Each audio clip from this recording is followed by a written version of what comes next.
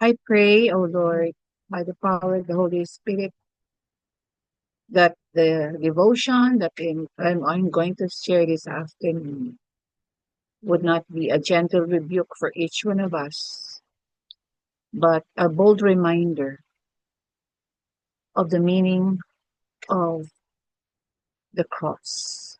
In Jesus' name, amen and amen. This is the message, this is the verse of the Bible that is pertaining the message of the Lord today. Itong uh, itong message na no, ni Chambers is the right kind of help ang kanyang uh, title. But it is incomplete. Kaya dinagdagan ko, no, the right kind of help is actually expose sin and then reveal Jesus. Yun ang importante doon sa kanyang message. No? If you would be going into the text that was written by Oswald Chambers this morning. And the text here, the scripture text here, has something to do with John 12, the whole of the chapter actually, not only verse 32. Pero ang kinuha kong verse dyan is 31 and 32 and taken from the TPT version. And I read, from this moment on, everything in this world is about to change. For the ruler of darkness will be overthrown.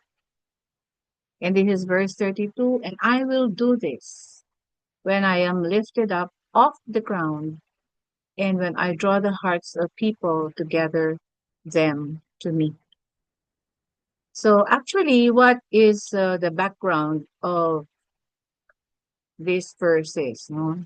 The whole of chapter 12 would be dealing about, of course, the first part was the resurrection and the raising up of Lazarus from the dead.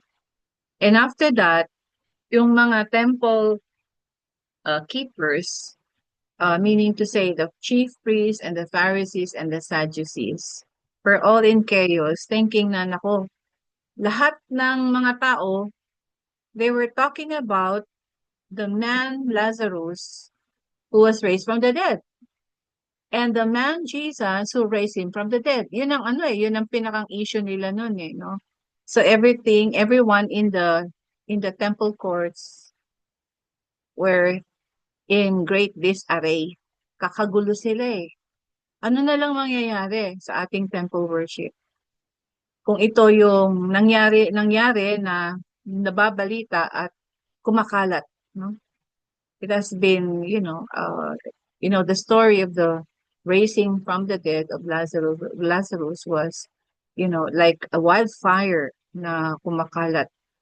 Hindi lang doon sa lugar, sa Bethany, kundi sa napakaraming lugar, no? Isipin nyo na wala pang social media noon, wala pang gadgets, no? Walang communications noon, pero ang bilis ng balita. No? At hindi natin alam kung paano na transfer yung news na yon from one person to another. Pero takot takot ang mga chief priests and Sadducees kasi nakikita nila talagang malaking threat si Jesus no sa kanilang ginagawa sa temple. Yung kanilang mga procedure, yung kanilang mga ceremonies and everything. Lahat yun dinidefine ni Jesus, right? Although he said that I came here, Jesus said, I came to fulfill the law. Okay? I came to fulfill the law. Pero mukhang iba ang ibig sabihin niya ng law, no? Not the ceremonies, not the rites of the temple, kundi yung talagang batas ng Panginoon. So ito yung background, no? And we can see here na merong ina-emphasize si Oswald Chambers, no? So he says here, we must fully understand the reason why Jesus Christ died.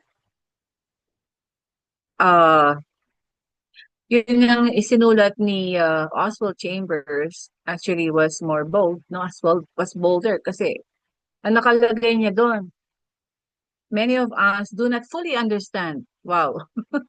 Many of us do not fully understand. Parang wow, rebuke ito, no, sa atin. So I just changed a little bit the language. So if sympathy is all that human beings need, ito yung sinabi niya, then the cross of Christ is an absurdity and there is absolutely no need for it. What the world needs is not a little bit of love, but major surgery. Talagang iba ang perspective ni Oswald Chambers whenever he deals with the Word of God. No? Very blunt siya. And he actually presented the dire, no? Yung napaka-importanting pangangailangan with the, with the, shall we say, yung portion and part of the need is urgency, no? There's an urgency even during that time, no? Nakita na ni nitong writer yung urgency talaga. At hanggang ngayon kita natin yung urgency. And what is the urgency here, no? Yung sinasabi niya dito, major surgery. When we talk about major surgery, it's just like presenting the gospel in not a watered down method, not in a watered down way, or yung parang sinusugarcoat natin ang gospel, not a little bit of love, kundi talagang kailangang ang gospel ay ang kanyang resulta sa tao ay complete transformation. Yun no? Kaya nga major surgery. And if we present, no, ito ay parang kasi I just try to to mince bit by bit kung ano yung understanding, kung ano yung presentation ni Oswald Chambers dito sa particular verse na ito. And I just saw in him, no, yung talagang nakita niya, siguro from his own perspective and experiences, nakita niya na many preachers, many of us who present the gospel of the Lord would always, present the gospel as a gospel of love pero hindi transformative. Watered down nga, no? Parang ang idea is, ano ba yung idea natin pagka nagpe-present tayo ng gospel? Kasi I just remembered, no? This is actually an actual experience in presenting the gospel of the Lord Jesus Christ na mai-relate ko dito kay Oswald Chambers na I can reckon it with how Oswald Chambers wanted to present the gospel, no? Ito yung aming medical mission. Just this October, nagkaroon kami ng medical mission. And of course, ang protocol namin is before the patients that we invited, no, from our area of yung aming doon sa aming area ng barangay is pupunta muna sila sa sa first doon sa first floor sa sanctuary to hear God's word, no, of course. And yung pastor namin siya yung nag-present and then pupunta sa akin for prayer. Parang gano'n Marami kami mga prayer intercessors pero I took upon myself on handling the gospel this way. Sabi nga nung isa, grabe ka naman mag-present. Kasi ang tanong ko ganito, marami sila may sakit di ba? May mga sa kidney, whatever, ganyan. May mga mukhang may terminal pa. So ang tanong ko sa kanila ganito, if you die at this very moment, where do you think would you go? Where do you think would your spirit go? Ganun ako talaga mag-blunt, mag-present ng gospel. Black and white. yung mga tao nandun sa harapan ko, yung mga nakikinig sa akin, siguro about 6 of them, all men. Nakaano talaga sila sa akin, kasi nakatayo ako, sila nakaupo doon sa pews. So, siguro maraming mga maraming mga tumatakbo sa isip nila nung tanungin ko sila nung gano'n. But I just want, ang purpose ko is, nag-pray naman ako bago ko i-present, pero that was one of my boldest, that time para i-present ko yung gospel, no? Imagine that, if you were to die today, where do you think would you go? At yun ang reality. And then after that, I presented one by one. Okay? step by step kung ano talaga ang kalagayan ng iyong kaluluwa. And they all were agreeing that time. And then soon after, nakikita ko sila na, wow, may conviction. And then yung isa pa nga, parang nagtatakip ng umuka kasi umiiyak na. Lalaki silang lahat ha. And parang sa tingin ko sila yung mga drivers ng tricycle doon sa aming area. Eh. Karamihan sa kanila. Kaibigan din sila. So this is what I mean. This is what I see as the meaning of calling it a true and bold way of sharing, no? The meaning of the cross of Christ. Kasi pagka hindi natin ipinresenta sa pag ano natin sa pag share natin ng gospel ng salvation, kung ano talaga yung kalagayan ng iyong kaluluwa at ang only way out is to come to the cross of Christ. Is to come to the saving grace of the Lord Jesus Christ. No other alternative. Hindi natin siya pwedeng idaan sa anumang pamamaraan, kundi makita ng bawat isa. Makita ng isang tao na there is no way out for him except Jesus. Except Jesus. The cross of Christ and what he did on the cross is becoming a watered down idea sa panahon natin ngayon. Kasi how many of us, how many of the preachers are preaching about hell and the reality of hell? Ito yung pinapakihulugan ni dito ni Oscar Chambers, ni Chambers, no? Na yung Oswald Chambers, yung reality na without Jesus, without the cross, you are bound for hell. Kahit na sa gospel, makikita natin doon, no? Yung how did Jesus present hell and heaven sa gospel? Malinaw yun, yung kay Lazarus at saka yung sa mayaman. So makikita natin na everything that is happening in today's world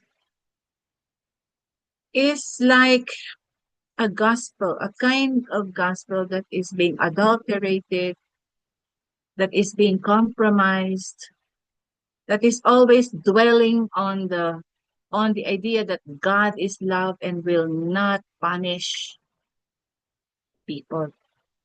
He is God of love and He will not punish people. Ito yung naririnig ko sa ibang faith, no? Yun ang sinasabi nila. But what is the reality? Ang reality is God is really a good God and a loving Father by sacrificing His own Son to die on the cross. Kasi walang way out for man to be saved except for Jesus to die in His place. Except for Jesus to die in our place. Yun lang, period na. Wala na. That's why, napaka-importante na we would really try to prove this, no? Na ito yung napaka-importante i-present, even in my own family. I would always emphasize that, no? Na there is no other way but this. For you to see the sin in you and to see the cross of the Lord Jesus Christ that bore your sin, a sinless person of Jesus who took everything that you are, and that you do, no, on the cross. So, major, major, no? It means to say that you cannot present the gospel in any other way except for the person to see his being hopeless and helpless before Jesus. Yun ang dapat na ipresenta natin. Kasi even how good you are, no? Alam niyo naman yan. Ako nagtuturo ako sa isang Catholic university. Nagtuturo ako sa seminary.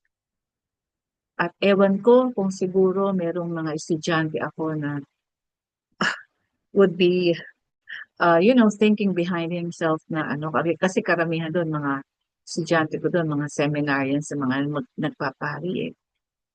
Last semester, puro pari, 5 pari ang estudyante ko at mga seminarians yung rest. But I still insist na, even if they disagree with me, if they would say that, God is love and He would not like to punish people. No.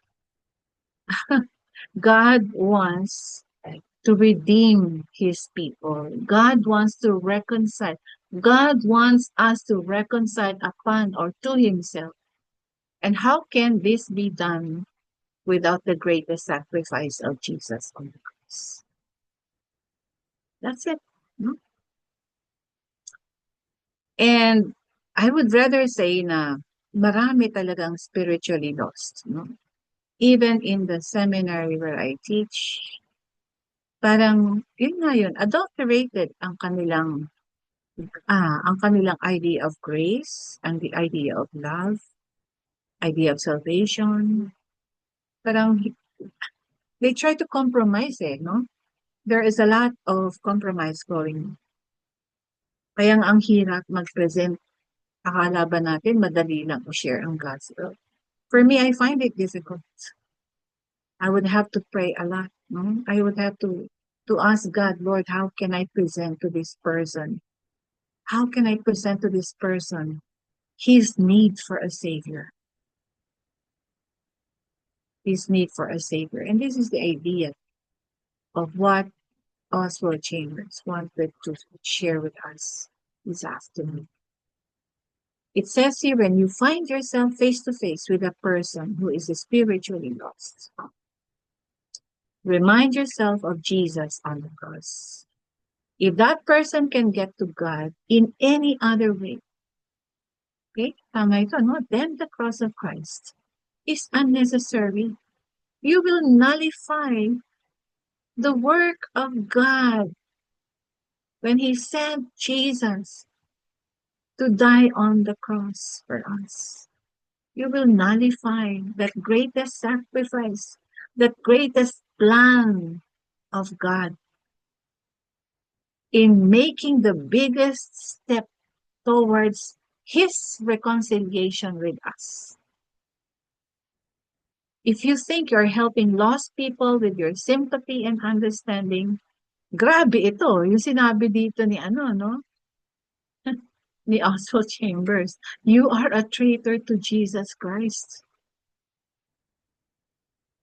Mas matindi nga ang mas matindi nga yung salita dito ng author no? You are a traitor to Jesus Christ.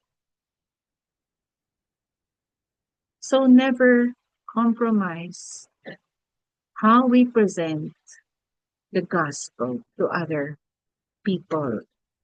The gospel of salvation to other people who need Christ and Christ alone.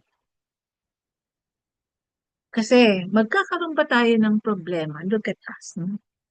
Do you think we would be in such a predicament like the Philippine situation now? Look at our Congress. Look at our government. For those of you who are abroad, you might not be so much affected by what is going on in the Philippines. But the way you see news around here, the way you hear news around here, you will be really feeling so hopeless, no? May pag-asa pa ba ang Pilipinas?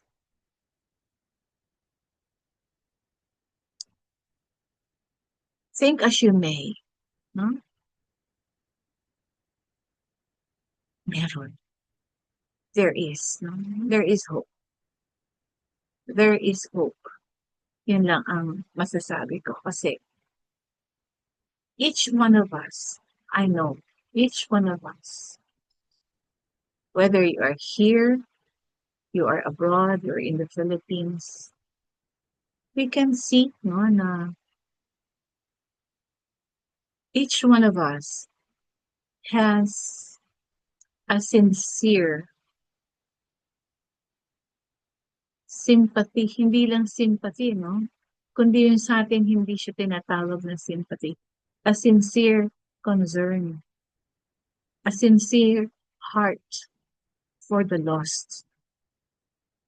At gusto natin sumunod kay Kristo in the way He wanted us to present the cross of Christ to others. No? So you must have a right standing relationship with Him yourself. Tayo yun, no? Kasi tayo ay na-born again na, nakilala na natin siya, and we are living the way He wants us to live and to lead our life. And pour your life out in helping others in His way, not in a human way that ignores God. The theme of the world's religion today is to serve in a pleasant, non-confrontational manner. Ito yung gusto kasi natin yung walang argument, di ba? If we want to present the gospel, non-confrontational. If we want to go to present the gospel, compromising. If we want to propose, people to come to Christ, kailangan open sa lahat, not even mentioning what they have to hear about sin. Diba? Pero, yun ba yung way of salvation? Hindi no? So, itong kay Chambers na ito is really an eye-opener, no? Para sa ating lahat. And it is a good, not only reminder, but it is a good rebuke. I call this a good rebuke, no? A perfect rebuke, a timely rebuke for each one of us. Never to forget the cross of Christ when we present the gospel. But our only priority, no? This is it. The only priority we have is to present Jesus Christ crucified, to lift Him up all the time, no? To lift Him up all the time, and that is in 1 Corinthians 2:2. Every belief that is not firmly rooted in the cross of Christ will lead people astray. If we believe in Jesus Christ and are trusting in the reality of redemption, our words will be compelling to others. Ano ba ibig sabihin nito? They will really see their need, no, for Jesus. Yung words ng Panginoon na gagamitin niya through us will convict their hearts. Will convict them that they really need a major surgery. Hindi lang minor surgery or pachi-pachi. Diba? Address this or address that, okay na. Anyway, nagbibigay naman tayo sa church. Anyway, mabait ka naman. Anyway, ganyan no? But everything else is absurdity. Kasi, if we don't present the gospel this way, all have sinned. All. Pag sinabi natin all, walang exemption dyan. All have sinned and come short of the glory of God. And the wages of sin is death. But there is a way out, and that is Jesus and His cross. To see the meaning of the crucified Jesus, dying for your sin, my sin. Okay? Instead na ako yung ipinako dyan, si Jesus ang umako lahat. What a kind of love. This is the kind of love that people should hear. Ito yung tipo ng pag-ibig na kailangang marinig ng tao. Nang sa ganon, magkaroon sila ng genuine conviction that they really need God in their life, that they really need to have a relationship with Jesus, that they should start right. At nang sa ganon, hindi magiging ganito ang takbo ng buhay ng tao. Look at us. Is corruption still getting to be addressed? My goodness. Corruption has been the culture of the Filipino. Hindi lang mga Pilipino, elsewhere in the world. Corruption is in the vein and in the blood of people. So anong kailangan? Major surgery. There must be a complete 180 turnaround nang sa ganun magkaroon ng pag-asa. Magkaroon ng new creation, di ba? So as I go about the daily news that I hear, deception after deception, conspiracy after conspiracy, naniniwala ba tayo na yung ex office, ano yan, yung DPWH undersecretary ay talagang nagpakamatay? Or is it a grand conspiracy? I would not really believe that unless I would hear about proof. Okay, proof na talagang through thorough investigation of the body that they found that should belong to this woman, doon lang ako maniniwala. Parang everything here is like, we are, before our very eyes, we are seeing grand conspiracy. And ano ba yung antidote natin sa grand conspiracy na ito? Let us travail, no? Let us travail. Let us groan before the Lord. And teach us ways on how people could undergo what Oswald Chambers calls major surgery. Kahit mismo sa church natin, di ba? Sometimes, I would really be disappointed, no? Kahit mismo sa mismong loob ng simbahan, no? I would be disappointed that ano ba ang mga focuses, no? Ano ba ang mga priorities? Bakit nakafocus sa programs pa rin ang mga simbahan natin?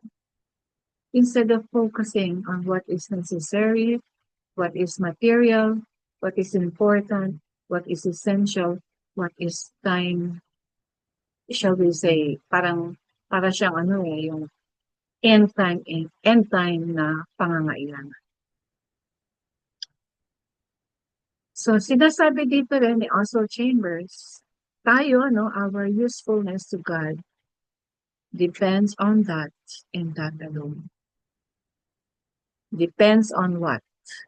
Depends on the reality of redemption, the reality of hell, the reality of a relationship with Jesus na pwedeng mangyari kapag tatalikuran mo totally 100% ang kasalanan. That's it. That's the only way. That's the major surgery that Oswald Chambers is talking about. To be truly transformed inside and out. To have a transformed not only heart but mindset, body, spirit, lahat. The transformation of the total tripartite being. This is the only way. Pero talagang mahirap kasi hindi lahat naman ng mga tao patulad natin sa pag-iisip, diba? Hindi lahat ay nagsasakripisyo. Hindi lahat ay ginagawa ang para magkaroon ng deeper relationship towards intimacy sa ating Diyos, di ba? Hindi naman lahat ganun eh. parang okay na lang sa atin lahat actually, kapag wala tayong problema, kapag wala tayong mga sicknesses, kapag wala, okay na okay ang buhay natin, parang lax din tayo, di ba? Parang lax and relax, no? Lax ang ating treatment towards the world around us and relax na relax. Pero hindi dapat ganun. Should not be that way. So, ang call para sa atin, no? According to him, and I believe this is really very true, our call is to expose sin. Ito ang dapat, expose sin and to reveal Jesus Christ as the Savior, who must not always be charming and friendly, but willing to be stern, strong, bold. Pag sinabi nating stern, you might not want to hear what that person is saying. Yung rebuke yan, no? To accomplish major surgery for Jesus. Bakit kaya tinawag ng Ascot Chambers ng major surgery? Kasi ang daming dapat palitan, no? Ang daming dapat na parts of ourselves na dapat na mag-undergo ng transformation. So we are called to lift up Jesus. We must be willing to examine others as deeply as God has examined us. Ganun. We must have this kind of discerning hearts. That's why we need the Holy Spirit. We need gifts from the Holy Spirit so that we can discern kung anong kailangan. So that the wisdom of the Holy Spirit will be given to us to help us to discern kung ano yung kondisyon ng mga tao na nakakausap natin araw-araw. Ano ba ang kailangan ng taong ito? And God will reveal. God will reveal by the power of the Holy Spirit. That's why we want to be equipped. We want to be equipped with the different kinds of gifts of the Holy Spirit. Sa ganun, mapabilis, no? Mapabilis yung proseso ng everyone and all, no? Would bow down to Jesus and proclaim that He is Lord and Savior. Buhay pa kaya tayo ng time na yun, mangyayari yun? Well, of course, we always hope against hope, no? Every eye, every knee shall bow, and every tongue confess that Jesus is Lord and Savior. Ito yung ito yung mandate sa atin. Sa Matthew in Great Commission, that's a mandate that God has given us. To see every tongue confess, every knee to bow before Jesus, and proclaim that He is Lord and Savior. We must also be sharply intent on sensing God's word that will drive the truth home. Always truth. Diba? Laging katotohanan. Hindi watered down truths. Hindi yung sugar-coated truth, kundi yung truth. Just the truth exposed. The truth alone. Honestly applying them in our lives and boldly proclaiming the truth to others indiscriminately. Kahit nasan tayo, no? Kahit saan pa yan. Kahit saan pang lugar tayo doon. No? We have to be indiscriminate in sharing. Hindi natin alam kung anong magiging epekto sa iba, pero we know once the seed is planted in the hearts of people, it would be watered by the Holy Spirit. Someone else will continue. Paano ba tayo na-save? Paano ba na-save ang mga magulang natin? Paano ba na-save yung mga kanon ng anak niya? How was this faith given to us? How did this faith reach us? Natin. And how will this faith that we have now, how will this reach people from all walks of life? People whom God has given us in our own sphere of influence. Yung kayang-kayanan natin, sabi nga ni Pastor Mina, di ba? Yung mga kayang-kayanan ninyo.